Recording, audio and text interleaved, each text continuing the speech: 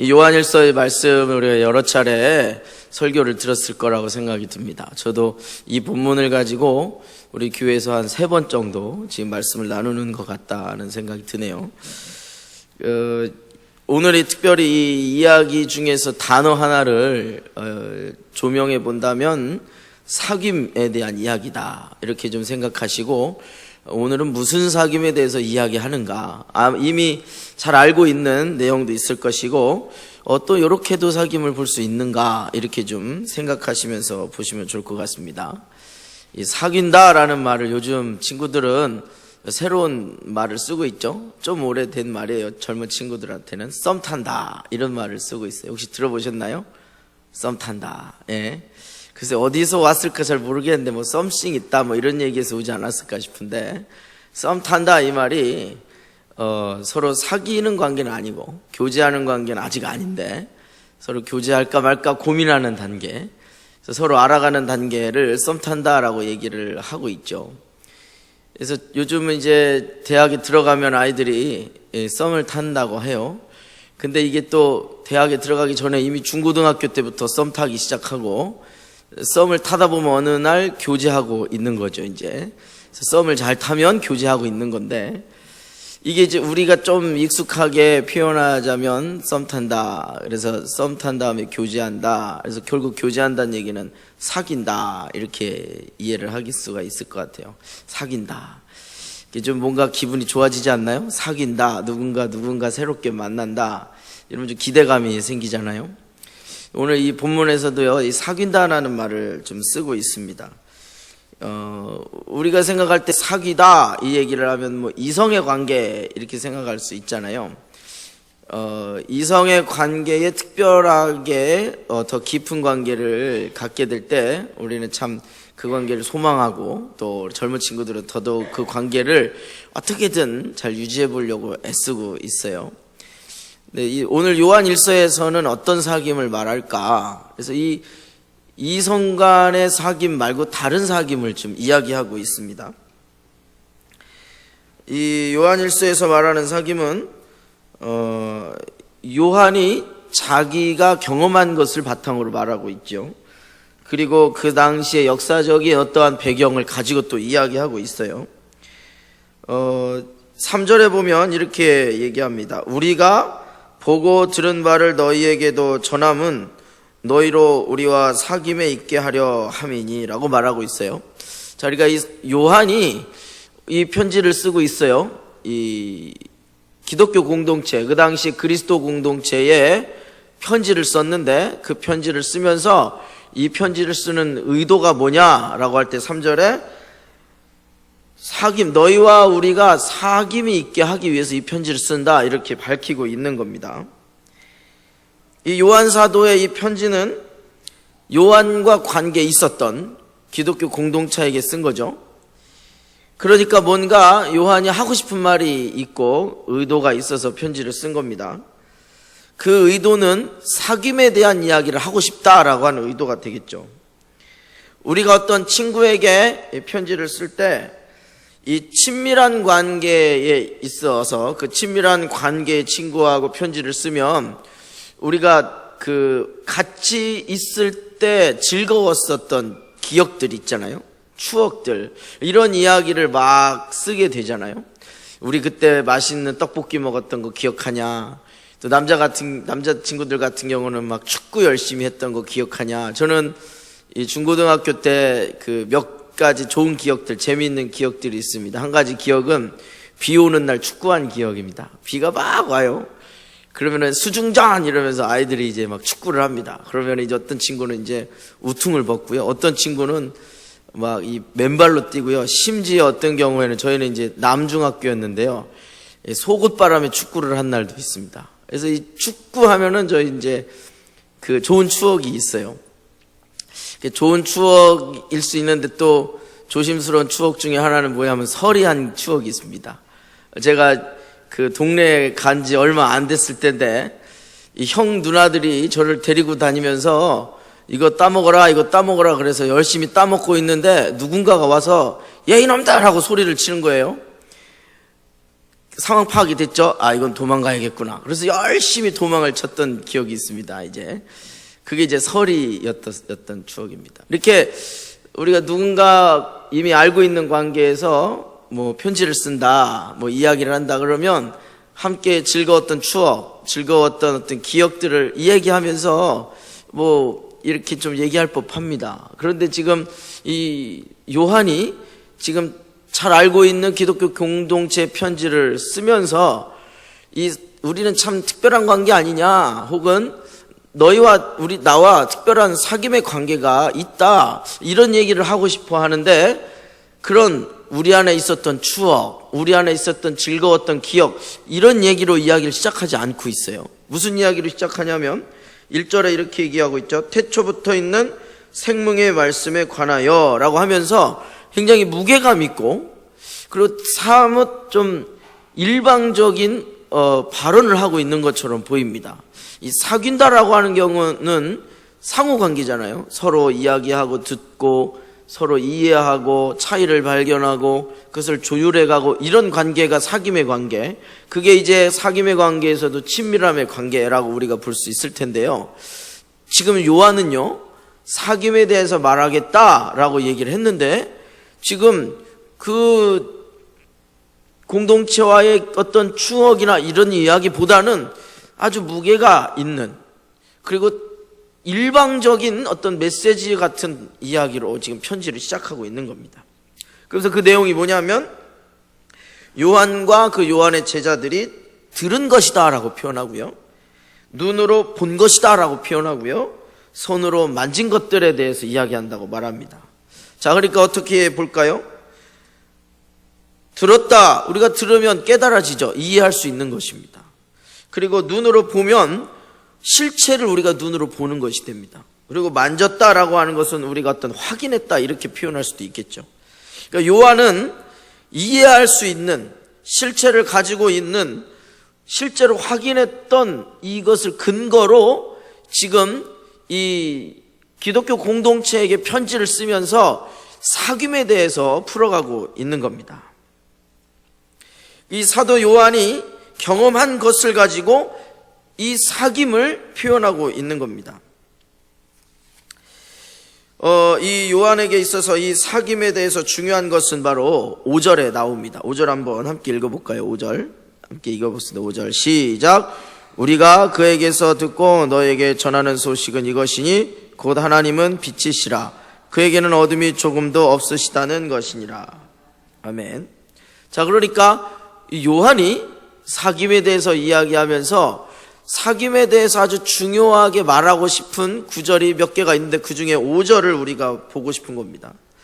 자, 일방적으로 이 사귐에 대해서 풀어가는 요한이 5절에서 듣고 너희에게 전하는 소식이 이것이다 라고 말하는 거죠. 그러니까 이게 핵심이다 라고 말하는 겁니다. 요한의 핵심이라고 말한 것은 바로 뭐냐면 하나님이 빛이다 라고 하는 겁니다. 하나님이 빛이시다. 그에게는 어둠이 조금도 없다. 자, 그러니까 요한의 편지를 받고 있는 이 공동체가 함께 동의하고 있는 무언가가 있을 거라는 거예요. 그렇지 않고서는 이렇게 일방적인 것 같은 대화 속에서 상호관계가 느껴지거나 사귐의 친밀함의 관계가 느껴지긴 어렵다는 거죠. 그러니까 지금 이 요한은 이 공동체에게 편지를 쓰면서 사귐에 대해서 풀어갈 때 서로 공감대가 형성되어 있는 부분을 건드리고 있는 것이죠. 그것이 바로 무엇이냐면, 요한은 하나님은 빛이시다라고 하는 메시지를 선포하면서 그 빛이신 하나님은 어두움이 없어진다는 것을 이야기합니다. 그 반대로 그게 무슨 뜻일까요? 다시 말해서 이 요한의 편지를 받는 이 공동체는 요한과 사귀기 이전에 어둠 속에 있었다는 뜻이 되겠죠. 그들에게 빛이 없었다는 뜻이 되겠죠. 그러니까 요한을 통해서 그들은 빛을 소개받고 그들에게 있던 어둠이 사라졌다라는 거죠. 그러니까 사귐이 원래 없었던 관계인데 이 요한은 이들에게 빛을 소개했습니다. 그리고 그 빛을 받아든 사람들은 자기들의 어둠이 사라진 것을 보면서 요한과 친밀한 관계를 갖게 됐다는 거죠. 요한에게 있어서 사귐의 관계는 바로 빛을 소개했던 것입니다.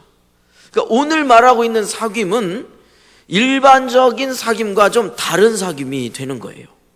사람과 사람의 관계에서 친밀해진다, 사람과 사람의 관계에서 사귄다라고 말할 때 기본적으로 그 사람과 내가 어떤 관계성을 갖고 있는지, 그 사람은 어떤 사람인지, 난 어떤 사람인지 알아가는 시간이 필요하잖아요. 아까 서두에도 말씀드린 것처럼 함께 지냈던 추억이 중요한 거잖아요. 함께 보냈던 시간들이 중요하다는 거죠. 그런데 요한은 이 공동체와의 친밀한 사귐의 근거에 그런 것을 두고 있지 않다는 거예요. 요한이 말하고 있는 사귐의 근거는 빛이신 그분을 우리가 함께 만났다라고 하는 것을 말하고 있는 거죠. 빛이신 그분을 소개했을 때 어둠에 있던 이 사람들이 어둠으로부터 나와 빛에 거하게 되었던 것 때문에 이 요한과 친밀한 관계에 들어간 것을 요한은 다시 기억하면서 이 공동체에게 편지를 하고 있는 것이죠. 자, 이 빛을 비춘다, 이것은 굉장히 중요한 것이 됩니다. 어릴 적에 저도 지금과는 다른 동네에 살았죠. 저는 이제 알다시피 많이 시골 깡촌이라고 말하는 시골에 살았습니다. 그래서 정기적으로 정전이 있었던 동네예요. 그래가지고 우리 동네는 가난하고 뭐 별 볼 일 없는 사람이 많으니까 이렇게 자주 정전을 시켜놔 막 이렇게 화를 냈던 적도 있었습니다. 그러니까 정전이 되면 을에 뭐가 필요합니까? 양초가 필요하죠.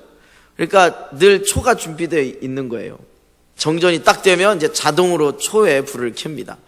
때로는 뭐 1시간씩, 2시간씩, 어느 때는요 밤을 꼬박 새워서 아침에 불이 들어오는 적도 있어요. 그러다 보니까 이 정전이 생기기만 하면은 가족들이 이제 주섬주섬 성냥하고 초를 이게 찾습니다.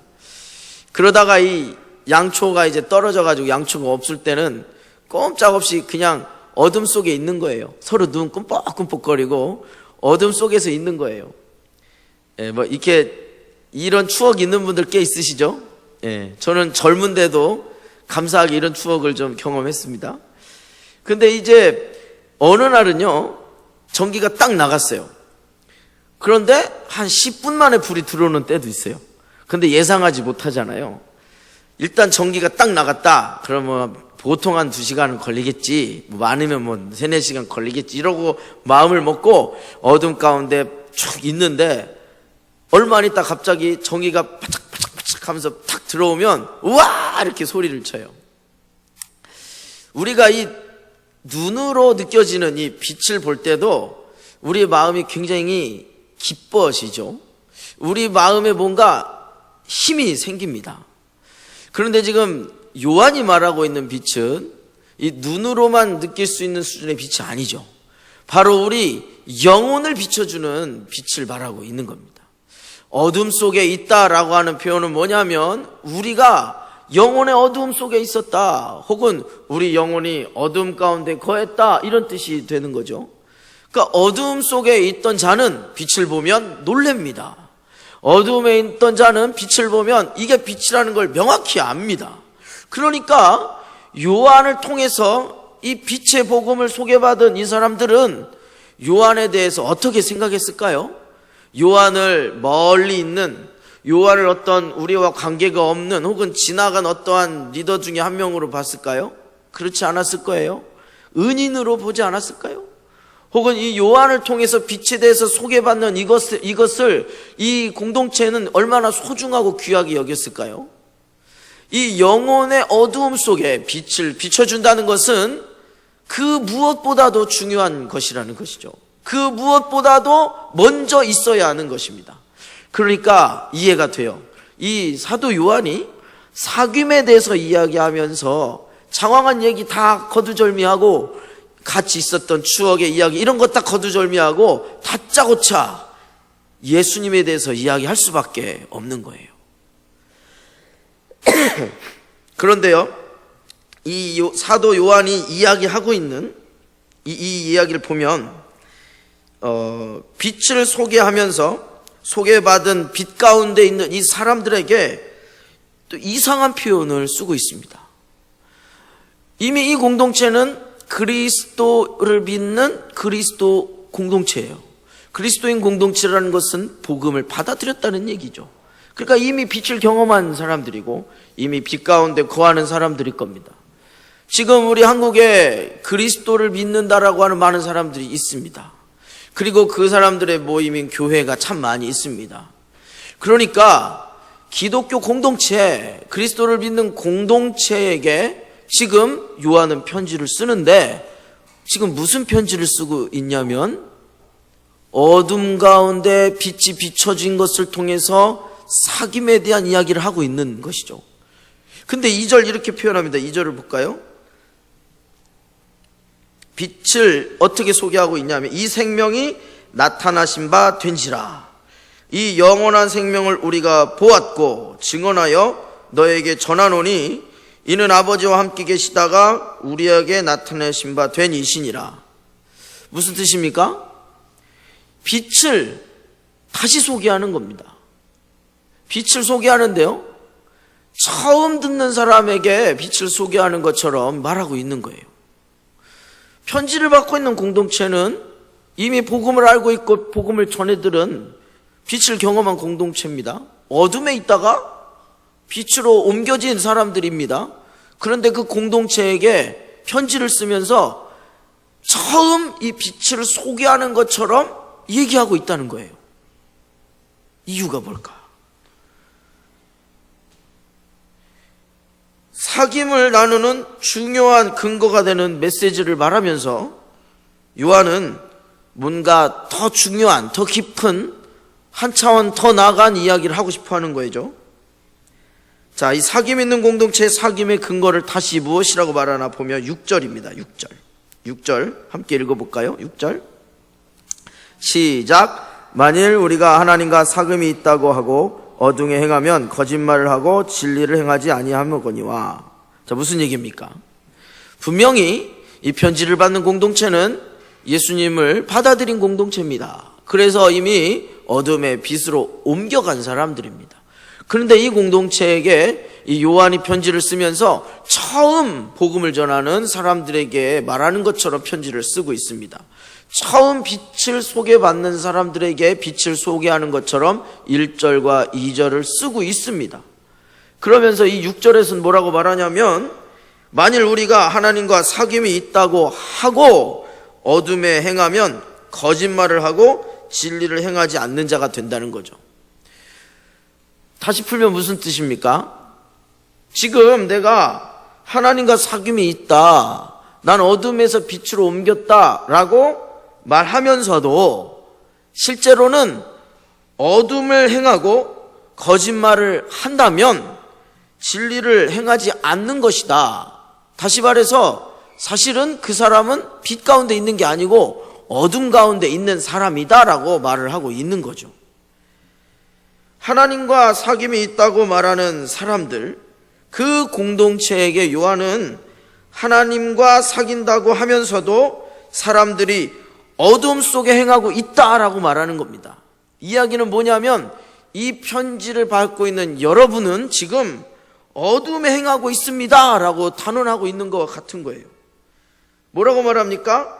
당신들은 거짓말을 말하고 있습니다. 진리를 행하고 있지 않습니다 라고 말하는 거예요. 전사님, 왜 그 말씀을 그렇게 해석하십니까? 이렇게 보실 것 같아요. 자, 그럼 8절을 읽으면 제가 무슨 얘기하는지 이해하실 겁니다. 8절 함께 읽어볼까요? 8절 시작. 만일 우리가 죄 없다고 말하면 스스로 속이고 또 진리가 우리 속에 있지 아니할 것이요. 아멘. 만일 우리가 죄 없다고 말하면 우리는 죄가 있습니까? 없습니까? 있죠. 죄 없는 사람이 존재합니까? 모든 사람은 죄인이에요. 그러니까 우리는 죄인인데 내가 죄인이 아닙니다 라고 말하면 스스로 속이고 진리가 우리 속에 없다는 거예요. 이게 뭡니까? 어둠 속에 거하고 있다는 뜻이죠. 그러니까 우리 모두는 사실은 어둠 속에 거하는 거다라고 말하고 싶은 거예요. 이거 굉장한 반전입니다. 지금 요한이 사귐에 대해서 말하고 있죠. 그 사귐은 바로 이 그리스도를 빛으로 표현하면서 이 어두움 있는 사람들에게 빛을 비추는 그리스도의 복음을 통해서 사귄다고 말하고 있습니다. 그런데 이 그리스도의 공동체는 이미 그 복음을 받아들였고 어둠에서 빛으로 옮긴 사람들인데요, 지금 이 요한은 이상한 얘기를 하고 있습니다. 당신들이 빛 가운데 있다라고 말하면서 지금 여전히 어두움에 행하고 있지 않냐, 거짓말을 하고 있지 않냐, 너희들은 진리 안에 있지 않다, 이렇게 얘기하고 있는 겁니다. 혹시 니네들이 아니다, 우리는 죄가 없다라고 말하면 그건 진짜 죄인이야 라고 이야기하고 있는 겁니다. 이것이 교회 밖에 있는 사람들에게 하는 말이 아니고 예수님을 모르는 사람들에게 하는 말이 아니라는 거죠. 더더욱이 이 이야기는 하나님과 사귐이 있다라고 하는 공동체에게 하는 말입니다. 굉장히 심각한 얘기가 되고 있어요. 요한이 말하고 있는 것은 복음을 전해 들은 교회 공동체 안에 있는 사람들이 원래 어둠에 있었던 사람이라는 거죠. 그리고 그들은 요한의 복음의 선포를 통해 진리의 메시지의 빛을 경험을 했다는 것이고, 그래서 이들은 빛 속에 살면서 이제 빛 가운데 거하면서 주님과 사귐의 관계에 들어갔다는 거예요. 그런데 다시금 요한이 이렇게 빛의 복음을 다시 소개하는 이유는 어떤 이유에서든지 그 복음의 빛이 처음과 다르게 이들에게 생각되어지고 있기 때문이라는 거죠. 복음의 빛을 통해 예수 그리스도의 빛을 경험했고 어두움에서 빛으로 옮겨갔는데 사실 지금은 다르다, 이 얘기를 하고 싶은 거예요. 이 이야기를 이해하려면 당시 좀 역사적 배경을 좀 알면 도움이 됩니다. 이 요한이 이 편지를 썼던 당시는 아마도 주후 한 80년, 90년 요 사이가 아닐까 이렇게 이제 추측을 합니다. 이때에는요, 그러니까 이제 복음서가 주후 한 60년경부터 이렇게 복음서가 쓰여졌잖아요. 왜 복음서가 쓰여졌는지 우리가 이해하는 거예요. 왜냐하면 예수님에 대해서 말해줄 수 있는 사람들이 한 명씩 이제 죽는 거예요. 죽다 보니까 예수님에 대해서 직접 말해줄 수 있는 복음의 메시지가 기록될 필요가 있다고 성경에 생각해서 이제 복음서가 기록이 된 거죠. 그런데 그 이후에 이제 복음서도 기록이 되었는데 어떤 일이 발생하고 있냐면 예수님에 대해서 사람들이 자기 멋대로 말하는 일들이 일어나는 거죠. 특별히 그 당시에는 순회 전도자들이 있는데 순회 전도자들 중에서 예수님의 어떤 참 하나님됨이나 예수님의 참 사람됨에 대해서 왜곡되게 말하는 사람들이 있어요. 어떤 사람은 이 지성을 굉장히 중요하게 여기면서 이 지적인 영역에 깊이 심취해서 예수님을 해석해내는, 그래서 예수님을 되게 괴물로 만들어버리는 사람들이 순회 설교자라고 하면서 설교하면서 다니는 일이 일어난 거예요. 그러한 왜곡된 설교들, 왜곡된 메시지들을 이 초대교회 공동체들이 무분별하게 듣다가 이제 사도들이 전해줬던 예수님에 대한 바른 진리, 예수님에 대한 온전한 복음의 빛을 헷갈리기 시작한 거죠. 소위 그 당시에 영지주의자들이라든지 이런 사람들이 있었다고 하는 거죠. 그래서 이 사도 요한이 큰일 났다, 이건 바로 잡아야 한다 하고 이 기독교 공동체에게 편지를 쓰는 거예요. 그러니까 좀 여유가 없는 것 같아요. 약간 다급한 거예요. 얘들아, 잘 들어봐라. 우리가 빛 가운데 사귐이 있는 관계 아니었냐? 그런데 지금 니네가 어두움에 있어. 그거 알고 있어? 이 얘기를 하고 있는 거죠. 그러니까 이 기독교 공동체가 어두움에 있는 근거가 뭐냐? 그 근거를 사실은 요한이 1절, 2절부터 나오고 얘기하고 있는 거예요. 다시 1절, 2절 볼까요? 1절, 2절 이렇게 얘기합니다. 태초부터 있는 생명의 말씀에 관하여는 우리가 들은 바요, 눈으로 본 바요, 자세히 보고 우리 손으로 만진 바라. 자, 태초부터 있는 생명의 말씀, 이게 무엇입니까? 하나님과 함께 했던 말씀이라는 거예요. 우리가 알고 있는 이 말씀은 예수 그리스도인데, 이 예수 그리스도는 어떤 분이냐면 태초부터 계셨다, 참 하나님이시다라고 얘기하고 있는 거죠. 그러면서 뭐라고 말합니까? 우리가 들었고 눈으로 봤고 손으로 만졌다, 우리의 육체와 동일한 분이시다라고 하면서 참 사람이신 예수님에 대해서 지금 1장 1절에 말해주고 있는 겁니다. 그러니까 우리가 사귀는 예수님은 참 하나님이시고 참 사람이시다라는 얘기죠. 그러면서 2절에 뭐라고 말합니까? 이 생명이 나타내신 바 된지라 이 영원한 생명을 우리가 보았고 증언하여 너에게 전하노니 이는 아버지와 함께 계시다 우리에게 나타내신 바 된 이시니라. 다시 한번 예수님이 참 하나님이시고 참 사람이라는 걸 강조해서 말해주고 있습니다. 자, 지금 무엇이 지금 중요한 걸까요?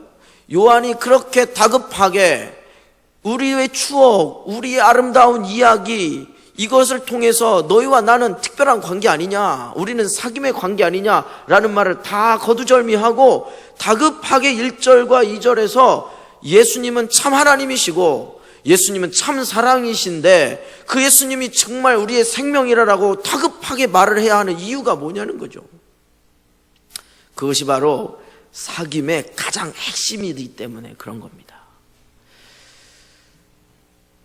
기독교 공동체가 공동체를 이루면서 사람들과 사람들의 만남의 시간들을 갖게 됩니다. 사람과 사람들이 만남의 시간을 갖고 공동체를 이루다 보면 이 공동체에게는 중요한 것들이 생기기 시작합니다. 처음 만났던 건 예수님 때문에 만난 거예요.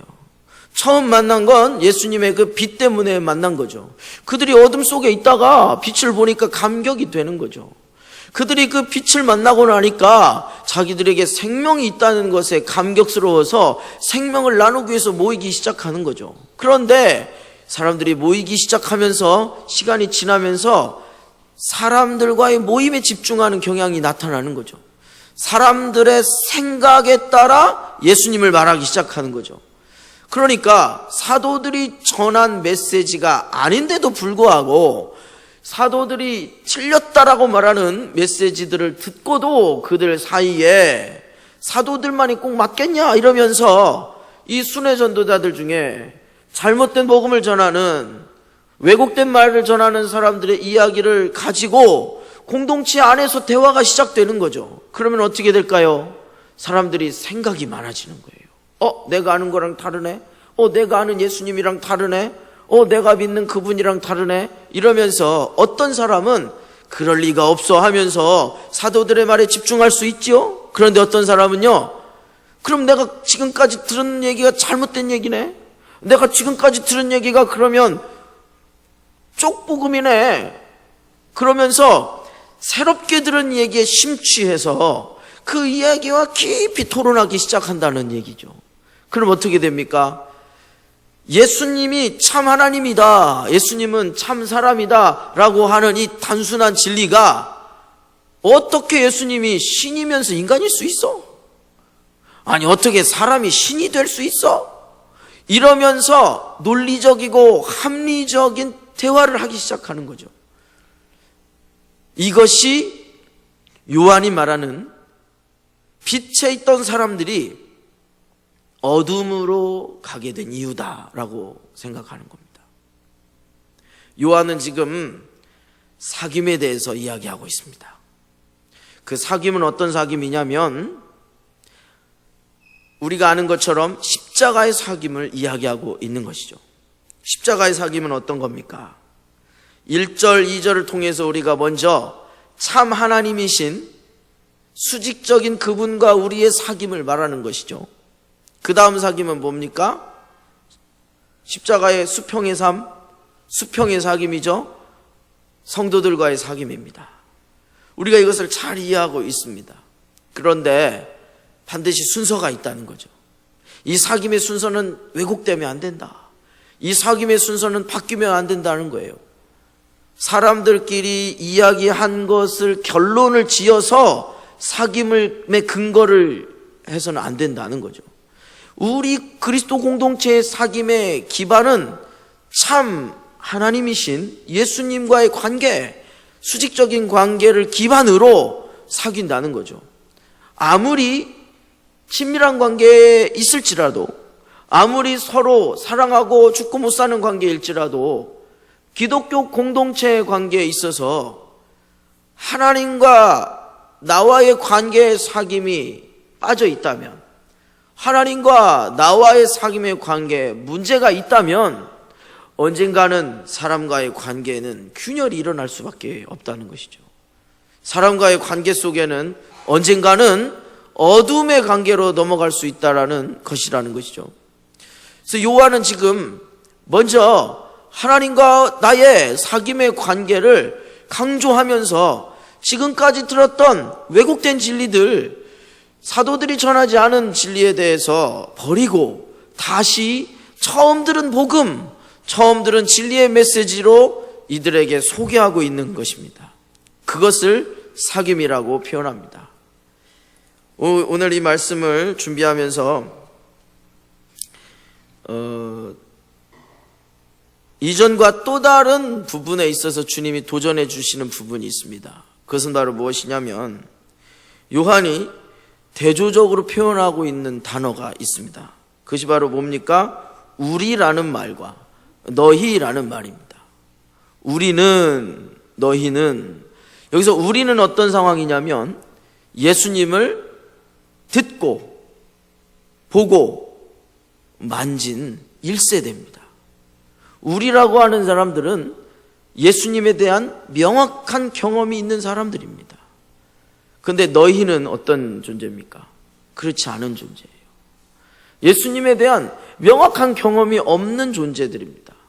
그래서 우리가 여기서 말하는 요한과 그 제자들이겠죠. 사도들과 제자들이 그 경험이 없는 이방의 많은 그리스도인들에게 이 복음의 진수를, 복음의 온전한 진리와 메시지를 전수해 줘야 되는 의무감을 가지고, 그리고 그 의무감으로 지금 그들에게 편지하고 가르치고 있는 것입니다.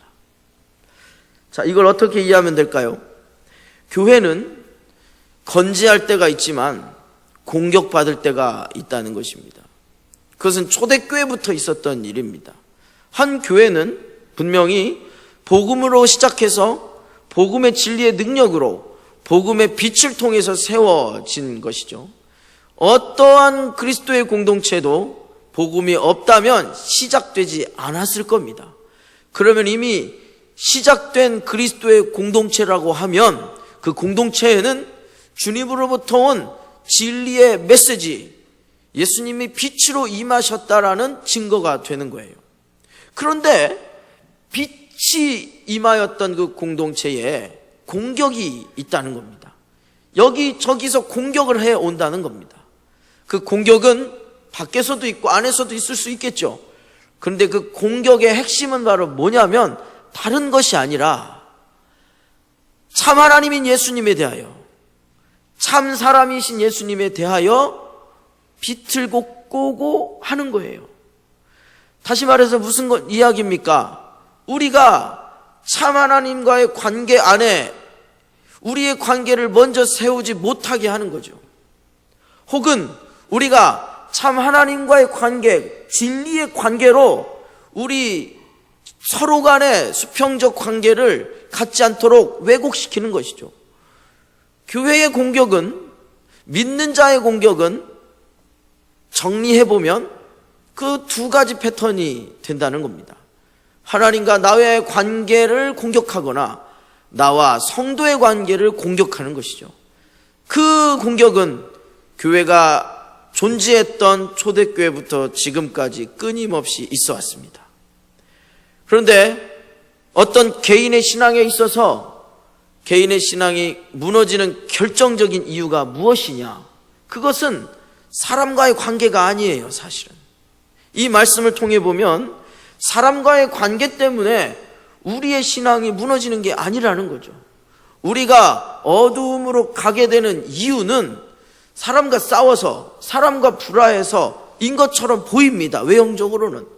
그런데 그게 아니라는 거죠. 왜요? 순서가 사람과의 관계가 어그러진 이유는 무엇이 문제가 있기 때문인 거죠? 나와 하나님과의 관계에 문제가 있기 때문에 나와 사람과의 관계가 어그러지는 것이죠. 혹시 하나님과 나의 관계에 문제가 없다 하더라도 사람의 연약함 때문에 성도끼리, 교우끼리, 친구끼리, 믿음의 동지끼리, 동역자끼리 다툴 수도 있습니다. 그런데 하나님과의 관계가 온전하고 바르면 어떻게 될까요? 그것을 극복하고 회복해 나갈 수 있다는 것이죠. 그러니까 본질적으로 공격을 받고 있다라고 할 때 그 공격을 받고 있는 핵심은 하나님과 나와의 사귐에 빨간불이 들어온 것이 아닌가 봐야 한다는 것이죠.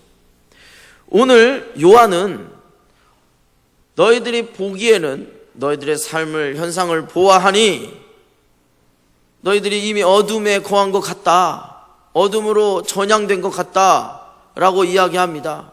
그러면서 다시 도전하는 거죠. 하나님과 우리의 사귐을 회복해야 한다. 그것이 자연스럽게 공동체의 관계가 회복되는 것이다 라고 도전하는 것이라고 믿습니다. 사도 요한은 오늘 이들에게 무슨 얘기를 하고 있냐? 너희들의 신앙의 기반은 하나님과 우리의 사귐의 기반이 되는 참 하나님이신 예수님과 참 사람이신 그 예수님을 깊이 묵상하고 경험하는 것이다 라고 말하는 것이죠. 그것을 경험하는 방식이 바로 뭡니까? 듣는 거, 보는 거, 만지는 거.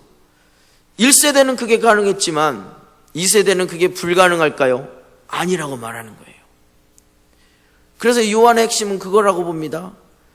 1세대가 믿음을 간직하고 1세대가 그 믿음의 능력을 갖고 있지만 그 1세대가 다시금 2세대에게 듣는 믿음, 보는 믿음, 만지는 믿음을 전수해주는 사귐이 있어야 한다는 것이죠.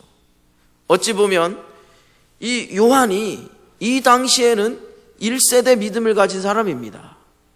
그러나 이 편지를 듣는 에베소 지역이라고 하면 그 에베소 지역의 교회들에게 있어서는요, 이 편지를 받은 사람들이 1세대가 되는 거죠. 왜냐하면 초대교회에 이 사도들을 통해서 교회 부흥이 일어났죠. 그 부흥이 일어난 곳에 사도들이 한 경험과 동일한 역사가 초대교회에 일어났던 것입니다. 그러니까 소아시아에 있던 교회들의 1세대도 이 사도들과 같이 예수님의 살아계실 때 함께하진 않았지만 사도들이 예수님을 만나며 보고 듣고 만진 것과 같은 신앙의 고백이 초대교회의 1세대 성도들에게 있었다는 것이죠. 그렇게 된다면 어떻게 됩니까? 그들은 다시금 그 1세대의 믿음을 2세대에게 전수하게 됩니다. 그런데 이것은 또 한 가지 어떻게 이해할 수 있냐? 제 개인이, 내 자신이 1세대가 되기도 하고 2세대가 되기도 하는 것이죠. 내가 믿음이 충만했을 때는 1세대와 같지만 믿음이 연약할 때는 2세대와 같은 겁니다. 그 얘기는 뭡니까? 우리 모두는 이 두 가지 믿음의 패턴을 넘나들면서 신앙생활을 할 수 있다는 겁니다. 때로는 내가 온전한 하나님을 만난 것처럼, 온전한 하나님의 그 진리 안에 있는 것처럼, 빛 가운데 있는 것처럼 살기도 하지만 때로는 어둠 속에 있는 백성처럼 살기도 하는 것, 이게 모두 나라는 한 사람 안에 같이 들어있는 것이죠. 그래서 요한이 계속해서 말씀을 통해서 하고 싶은 얘기는 뭐냐면, 우리는 어둠 속에 살 수밖에 없는 백성이다. 그래서 우리가 날마다 그 빛에 나가야 한다. 우리의 사귐은 주님과 관계를 매일 맺으면서 주님의 생명을 묵상하고 주님의 그 놀라우신 은혜를 날마다 붙들고 살아가야 한다라고 하는 것을 말해주고 싶은 거라고 믿습니다. 요한 1서의 내용을 쭉 살펴보다 보면 이 말씀을 어떻게 정리하냐? 이 요한은 그렇게 정리하고 있습니다. 사귐의 본질을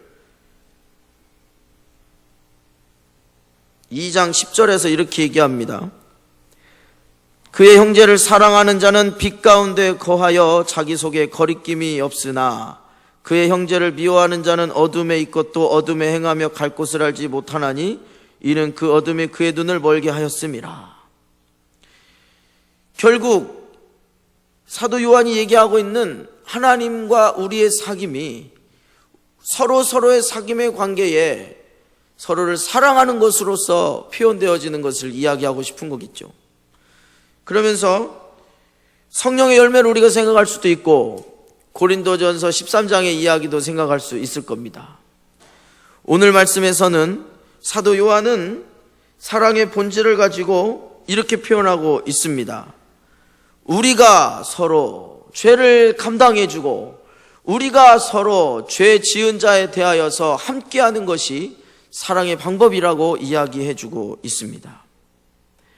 그래서 우리가 범죄하였다면 서로의 범죄한 것에 대해서 감당해주고 서로의 연약함에 대해서 감당해주고 비판하고 판단하는 것이 아니라 서로에게 가장 치명적인 연약함, 서로에게 가장 치명적인 부족함을 감당해 줄 때 그것이 바로 하나님과 우리의 사귐의 관계에 있는 실천의 방법이다라고 이야기해 주고 있습니다. 말씀을 정리하겠습니다. 요한이 편지를 썼어요. 기독교 공동체에게 편지를 썼습니다. 그런데 편지를 쓰면서 요한이 중요하게 여기고 있는 것은 사귐이라는 단어였어요. 근데 사귐이라는 단어를 누구에게 쓰고 있냐면 이미 주님과 함께 사귀고 있는 빛 가운데 있는 사람들에게 쓰고 있습니다.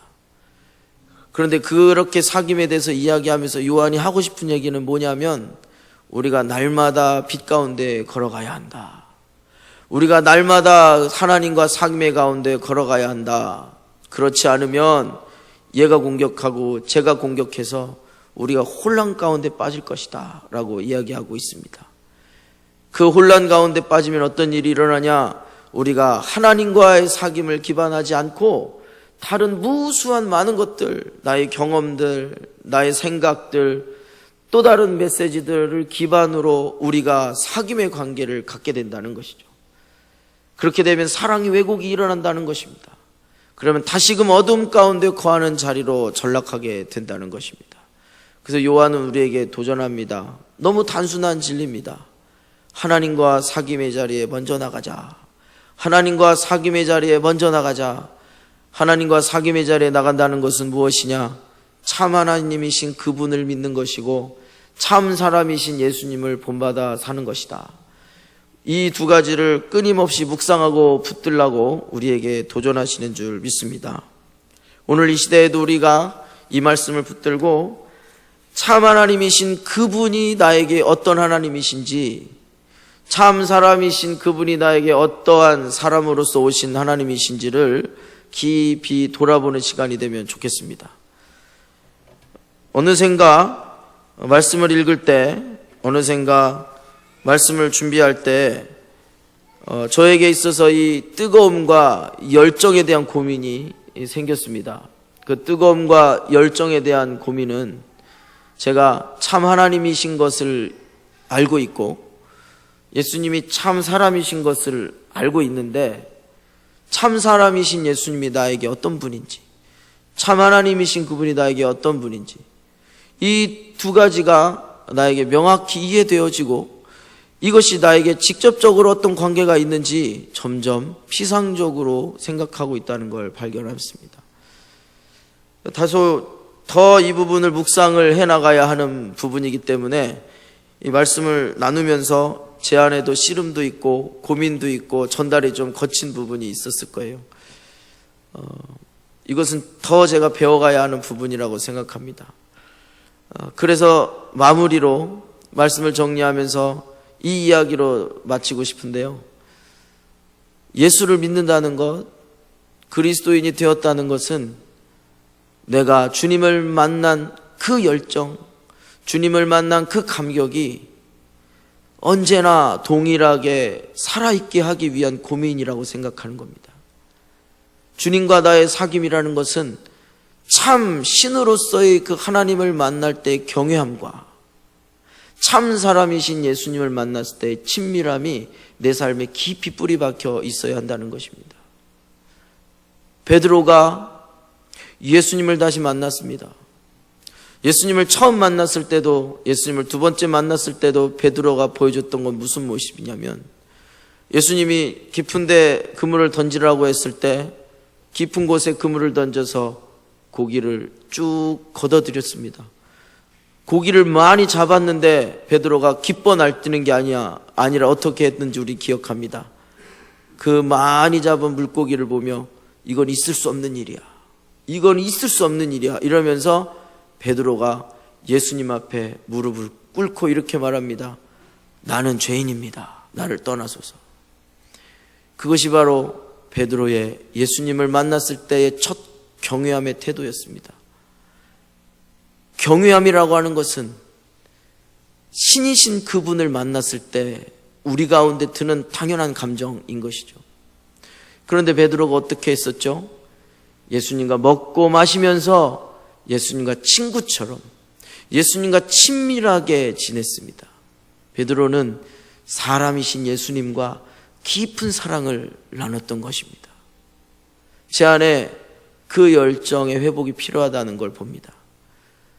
신이신 그분을 만났을 때 무릎을 꿇고 죄인이로소이다 나를 떠나소서라고 하는 고백이 있으면서 동시에 예수님과 먹고 마시며 살을 부비는 그 친밀함의 이야기와 스토리가 공존할 수 있는 것인가? 그것이 공존하고 있다면 요한이 말하고 있는 사귐의 관계에 있는 것이지만, 혹시 제가 지금 고민하는 것처럼, 제가 지금 씨름하는 것처럼 나도 잘 모르겠네라고 하신다면 주님께 머리를 숙이며 은혜를 구해야 될 때인 줄 믿습니다. 경외로움을 고백하는 죄인으로서의 죄의식과 한량없는 은혜를 통하여 주님의 사랑을 경험하는 친밀함의 세계에 같이 들어갈 수 있도록 우리가 잠시 머리를 조아리기를 원합니다. 할렐루야. 우리 함께 기도하겠습니다. 결국 요한이 말하고 싶었던 것은 참 하나님 그분 앞에 무릎을 꿇는 것이고 참 사람이신 그분의 품 안에 거하는 것인 줄 믿습니다. 이 메시지를 놓치는 순간 우리의 사귐은 왜곡되고 어그러져서 이미 받은 빚까지 잃어버릴 수 있는 것이죠. 그래서 이렇게 기도하면서 나가고 싶어요. 주님, 주님, 주님, 내 안에 다시금 주님을 처음 만났을 때의 경외감이, 신이신 주님을 만났을 때에 내가 하염없이 낮아지며 악하고 거짓된 죄인이라고 했던 죄의식을 가지고 나갔던 걸 기억하게 해주시고, 또한 주님, 그런 나를 향하여 사랑으로 품어주시고, 그런 나를 향하여 보듬어 안아주시고 볼을 부비시며 너는 내 사랑하는 자녀라고 말했던 그 친밀한 품속을 또한 잊지 않게 하여 주시옵소서.